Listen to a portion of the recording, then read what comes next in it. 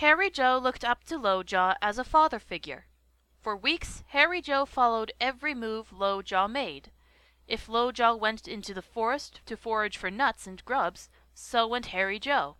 If Lojaw tended to his garden, so did Harry Joe. One especially warm and beautiful day, Harry Joe was on his way to Lojaw's cave, when he saw a great crowd gathered around the entrance. Many skull monkeys were howling to show their mournful state. Lojaw's wife was the gloomiest of all. She was like a brittle fall leaf blown into a corner. Harry Joe pushed his way to the front of the crowd, demanding to see his mentor. Lojaw gently swung by his neck, hung from a braided piece of cloth his 2 children had made. His children were the first to find him in this state. The peculiar thing that Harry Joe recalled was that he had shaved himself completely naked.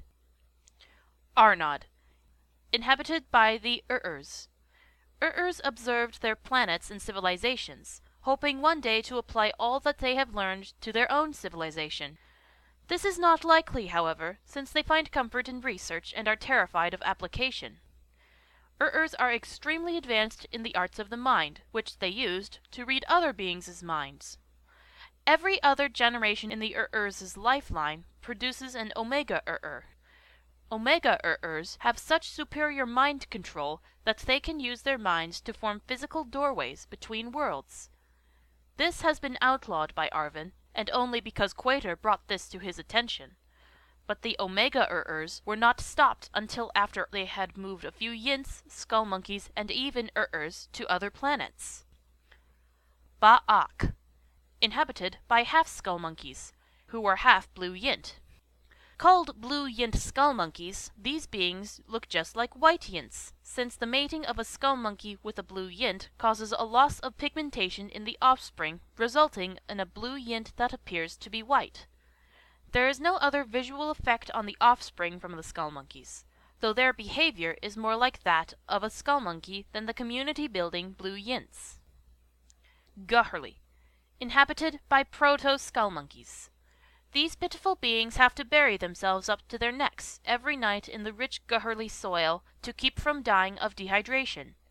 They can only eat whole bread, which can only be made by grinding up the largest wicks and adding them to whole batter before it rises. Arven corrected all of these limitations in the final design of the skull monkeys. Guherli has a monthly orbit that floats so close to wicks that proto-skull monkeys can harvest the plumpest wicks for their whole bread. Due to the proto-skull monkeys' tie to the soil of Guherli every evening, colonizing wicks with proto-skull monkeys is not possible. Wicks, inhabited by wicks. Wicks are fat, furry, and yellowish in color. Wicks reproduce asexually, and often, which would create an overcrowding problem if they were not harvested each month by the proto-skull monkeys. Hapsiborg, inhabited by 1 and 1 skull monkey, who became best friends. The Ur's name is Urhiostan, and the skull monkey's name is Mazimoast. Their first year on Hapsiborg was one of confused emotions. Because of the myth of the 7 planets fighting amongst each other, Mazimoast and Urhiostan feared each other, but they were lonely and longed for companionship also. Urhiostan, behaving in perfect fashion, wanted to study Mazimoast and all of his habits. He spent a lot of time following the skull monkey's tracks to see where he went, examining his feces to see what he ate, and climbing up trees to see where he lived. They found that helping each other was their only chance at happiness and survival.